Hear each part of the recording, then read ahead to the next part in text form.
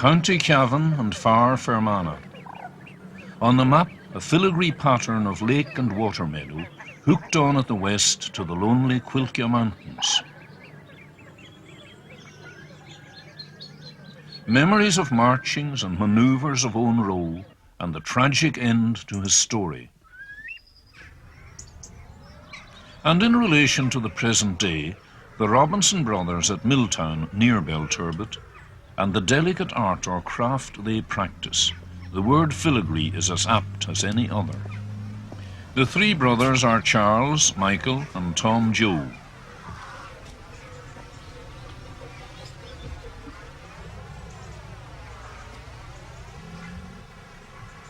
And with them their cousin Ignatius Foster, an apprentice to, or you might more readily say student of the craft of marquetry. It takes a man 5 to 7 years to learn the skills that go to the making of traditional or classical furniture. The Robinsons are craftsmen who don't waste much time on idle talk. They go at their work with a quiet determination that still does not conceal their respect and love for the raw material they use.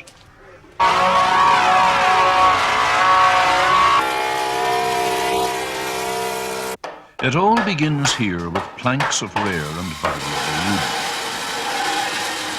Mahogany, as Charles Robinson says, from the New World. What they will do as we watch them is to make a suite of dining room furniture, the sideboard excepted, in a style that we associate with the grandeur of the period of the late King's George, the Regency.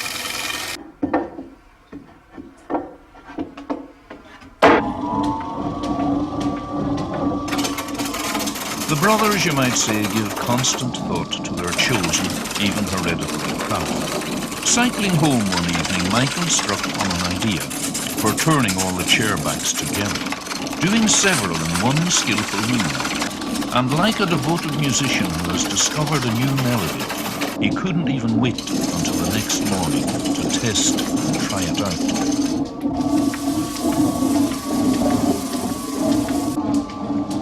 The wood is polished with a handful of shavings.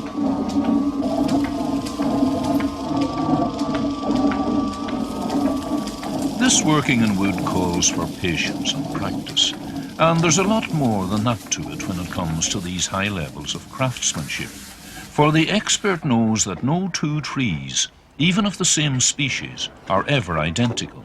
That the life story of a tree, happiness and unhappiness, you might say, are written in its substance. With hand and dividers, the carving is measured on the chairback and carefully drawn in.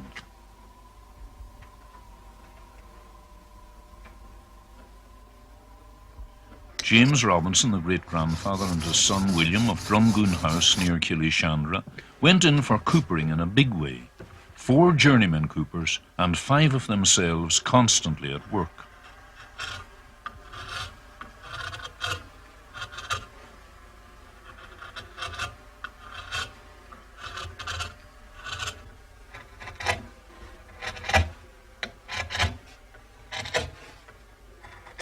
The Robinsons remember their father steeping hazel rods in the brook for hoops or bands for the butter firkins, to get the product from the farms to the butter markets, then to be found in every town.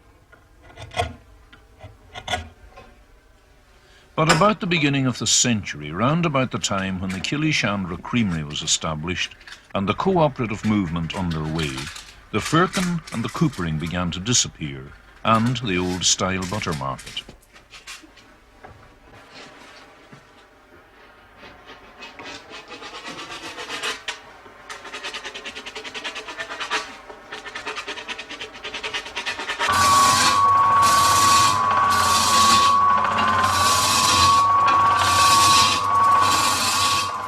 Now it's back to the lathe. This time Michael is turning the centre pillar of the tripod leg, which will support the table.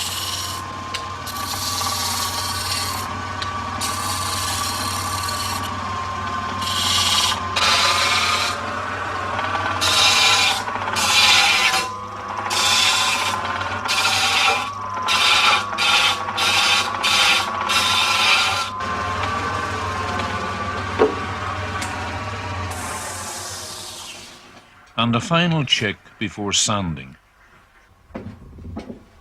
When Charles Robinson here walks down the stairs carrying these sheets of mahogany and sycamore veneer, he knows that he is carrying material that has been tried and tested.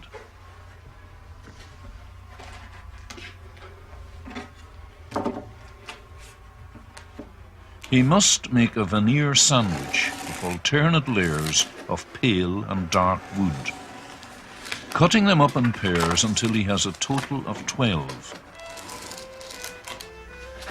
The dictionary tells us that a veneer is a thin layer of wood, ivory, tortoiseshell, with a decorative or fine finish that is bonded to the surface of a less expensive material, usually wood. Animal or Scotch glue is used to stick the layers of veneer together. In the mid-1940s, Charles left school and apprenticed in a local furniture factory in Belturbet, which later closed. He speaks highly of Ernie Cregan, who worked there, a skilled cabinet maker who had learned his craft in Dublin.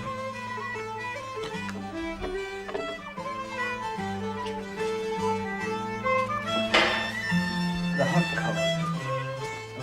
Ignatius Foster brings the hot coals of plywood, blocks that are clamped together on each side of the veneer sandwich.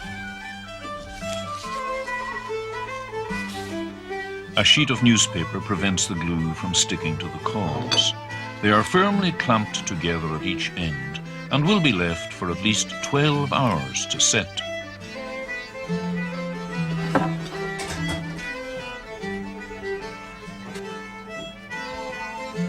Carefully and skillfully, Charles draws in the traditional design. The paper folded in two so that the imprint, the mirror image, can be traced in. Later, the saw will faithfully follow the graceful lines of the master copy.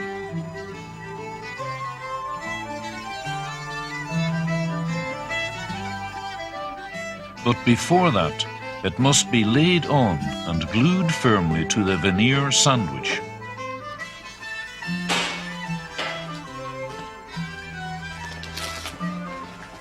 Seems to be warm enough now. I'll take this.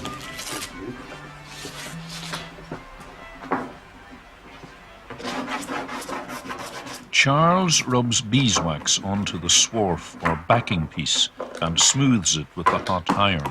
That backing piece is of walnut, cut with the grain at right angles or opposite to the veneer above.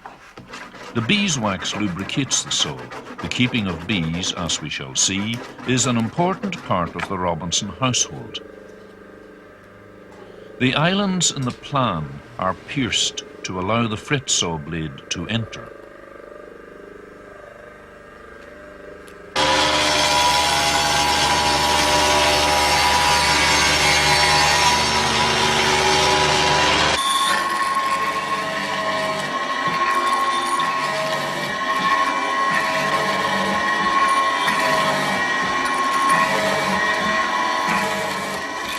Jobs were hard to get in the 1950s.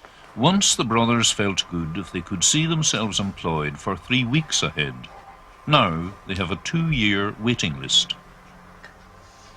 Michael carefully applies glue to the dovetail joint of one of the legs which will form the tripod and help support the table.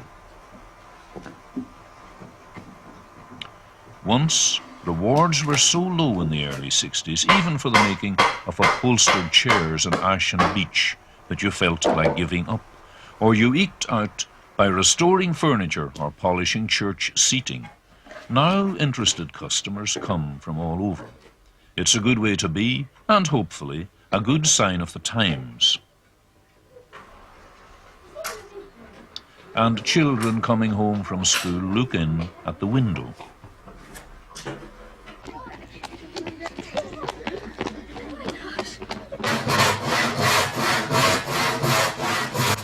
The children are interested, and the Robinson brothers want them to be interested, even if the skills of marquetry, veneering and inlay have been by long tradition carefully kept secret.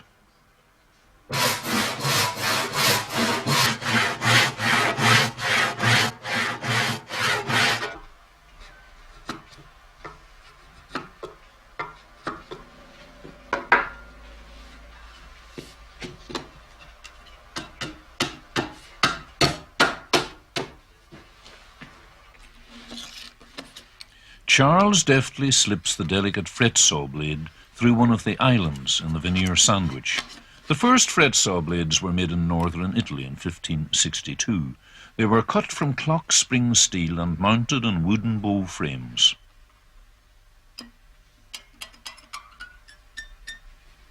The blade is now tensioned like a violinist tuning his instrument to the correct pitch.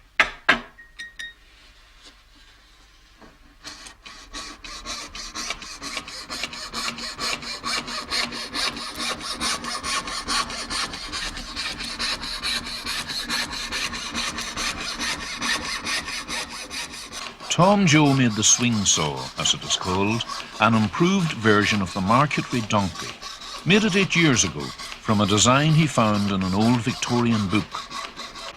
The bellows blows away the sawdust from the point of contact, giving a clear view of the cutting line.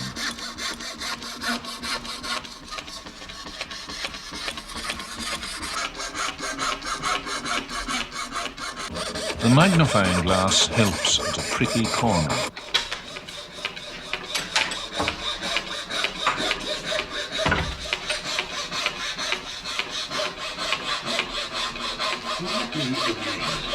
How's the sawing going? Very good. Is there much left to do? Oh, 20 minutes should complete it.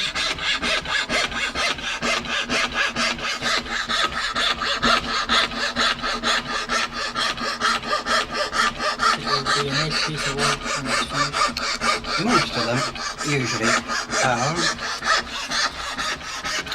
Here's an angle where you could break a blade very easily. I broke one day last week. Now here is one at right angles to the blade. This is a difficult one to manoeuvre out. You've got to keep the pressure on the saw, keep it moving, then swing right round. Looks awful, though. Very awful. Now this is a complete roundabout turn. Yes, we got it quite good. Now, Ignatius, your turn. The art of marquetry is very ancient indeed. The Egyptians were skilled in the use of veneers, and examples of their marquetry have survived to this day in our caskets. And later, monks in northern Italy kept the craft alive during the Dark Ages, and it was to reach a high point in France in the 18th century by craftsmen originally encouraged at the court of Louis XIV, the Sun King.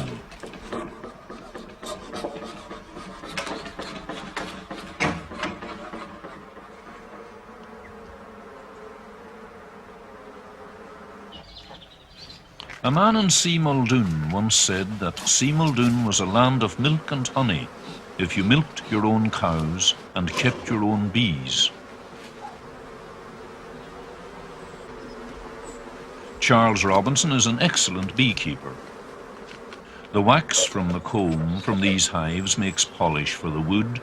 The honey is naturally eaten or sipped, whatever you do with honey. No, good morning. Very good, very, very good. There was always an air of great secrecy surrounding the various techniques employed in marquetry. But in a world in which craftsmanship is not so common, the Robinsons see no reason for hiding their unique talent, least of all from the young.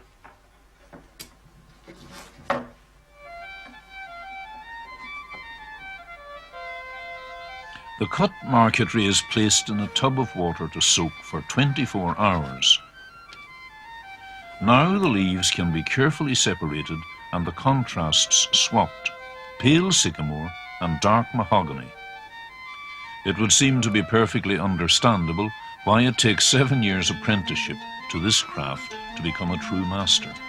The apprenticeship rules were even more stringent in France in 1743, when the Paris Guild of Master Carpenters and Cabinetmakers admitted marketeers for the first time. Apprentices had to serve a 7-year apprenticeship, then a further 7 years as a journeyman marketeer before being allowed to make their masterpiece for submission to the jury, where it faced approval or confiscation. Gummed paper is placed over the individual leaves to hold the veneers in place until they are required.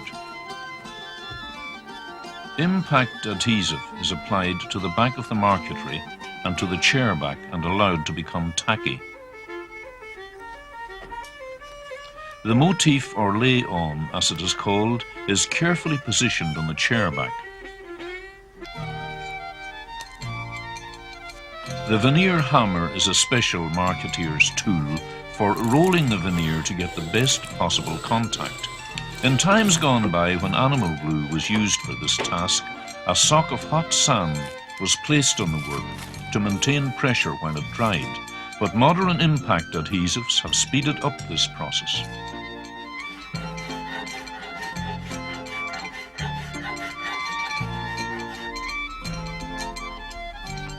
Contrary to what one would expect, the motif is not recessed into the chair back. It is an optical illusion created by this all-important groove which frames the work. But as we shall see, recessed inlay does play its part.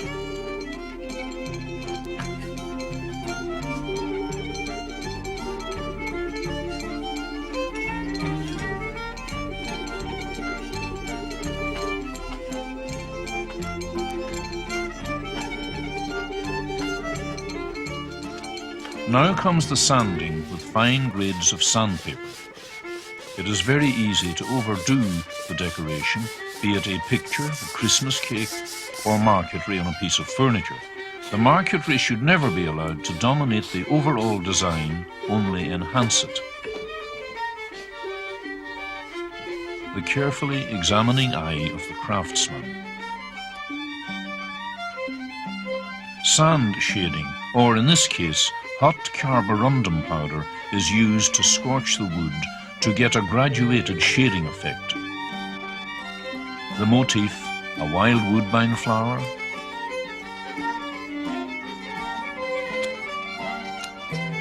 a shell design, a graceful Grecian urn.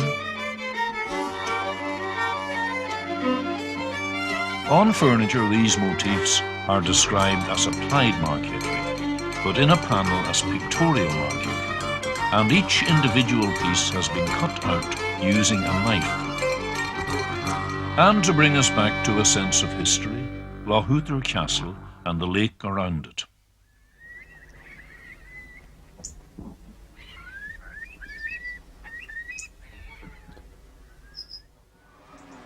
Tom Joe steps out to visit John P. Riley's farm in search of spindlewood, one of many traditional saw-cut cabinet woods used by marquetry craftsmen.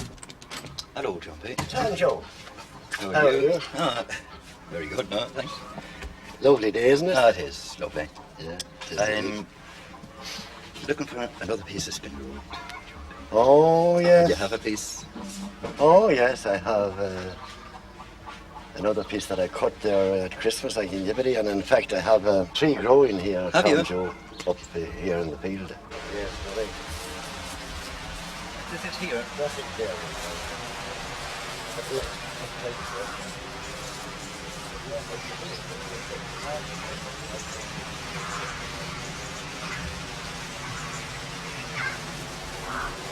That's a fine specimen, John P. Oh, yes, it is indeed. Great one. That must be old. It's old, all right, Tom Joe. I'd nearly be ashamed to tell you when I saw it first. I could cut a bit of it, when the leaves fall off it. Well, here's the piece I cut for you now, Tom Joe. Oh, that's very good. You can have it, maybe you'll be fit to make some use of it. Oh, sure. Oh, thanks very much. Michael cuts the groove for the inlay into the tabletop, the recess groove.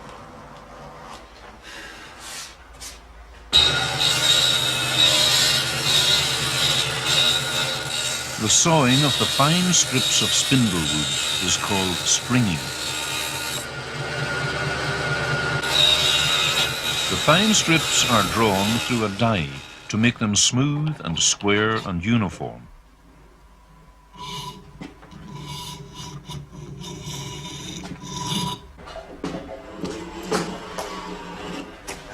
cut here? I have you about 6 lines. 7. Well, then it'll be enough. How is the crew going? They're pretty good. A little rough at spots. The glue is carefully poured into the recess, the stringing inserted,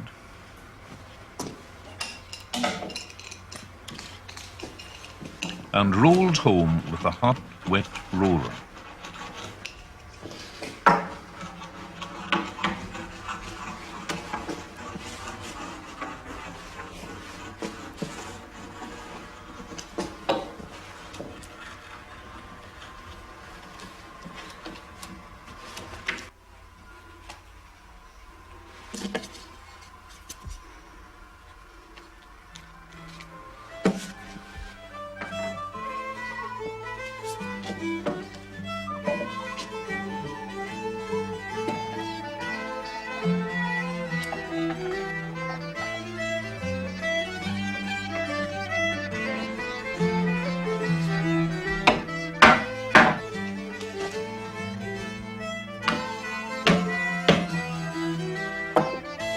The comfort and security of the chair you sit on depends a lot on this gluing and pinning.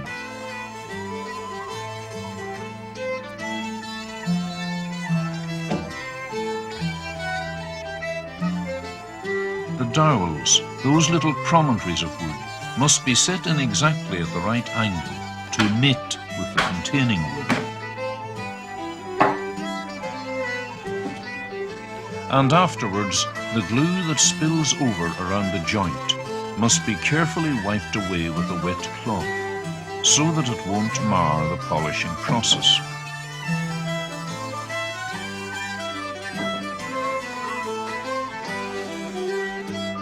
It is this care to details, this painstaking groundwork, that makes for the perfect glimmering finish, and we will see how perfect that finish will be.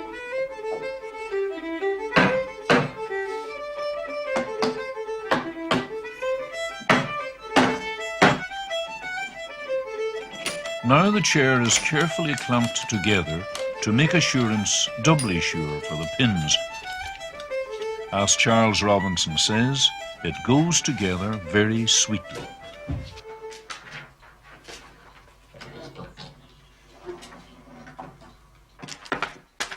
The Robinsons screen print their own billheads, a process adopted for their own use by Tom Joe. Tom Joe you could describe as the bursar of the Robinson community. He runs the house, but is also, like his brothers, an excellent craftsman, and in his spare time, when he has any, makes grandfather clocks. Ignatius sprinkles on the powder, which when toasted under the grill causes the lettering to rise.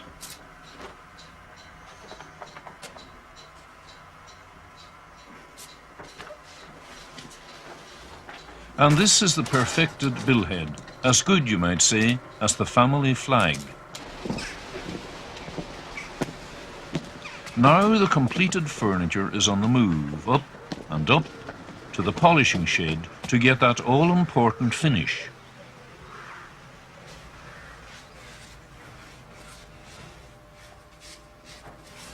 A bichromate of potash stain, light sensitive, is used to darken the wood.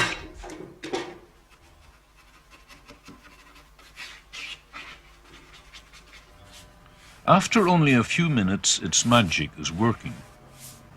Up to 7 coats of button French polish are brushed on, half an hour between coats and a sanding down each time. Another sanding, but only after the French polish has been allowed to cure for a week. Then a mixture of carnauba, beeswax and turpentine, and a lot of hand rubbing.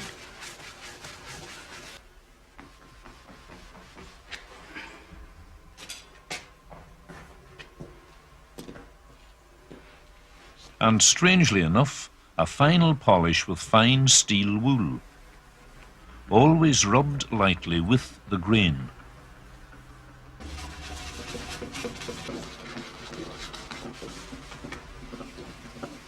Beeswax rubbed on a screw makes for easier driving and a better hold.